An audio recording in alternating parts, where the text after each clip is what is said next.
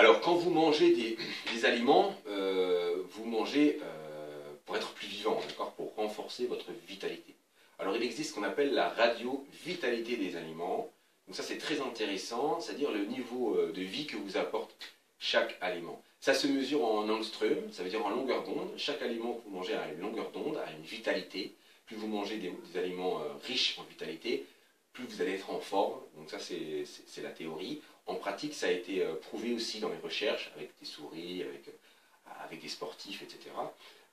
Donc ça, c'est intéressant de voir ça aussi. Par exemple, vous savez très bien que quand vous prenez un fruit, que vous le mettez dans un étalage, au bout de 2 jours, il perd plus de 50% de sa vitamine C. Et puis au bout d'une semaine, il n'y a plus de vitamine C du tout dans ce fruit-là que vous allez prendre.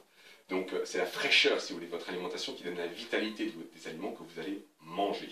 Alors avec tous les procédés, la pasteurisation notamment, qui annule complètement la vitalité de vos aliments, automatiquement la vitalité des aliments qu'on mange aujourd'hui est moindre par rapport à la vitalité des aliments qu'on mangeait autrefois. C'est pour ça qu'il faut sélectionner votre nourriture, privilégier bien évidemment la nourriture bio, mais pas n'importe quelle alimentation.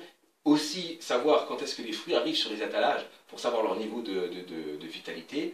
Parce qu'il y a vous mangez du mort et vous mangez du vivant. Plus vous allez manger du mort, donc ça veut dire avec des longueurs d'onde très faibles, plus vous allez perdre en vitalité.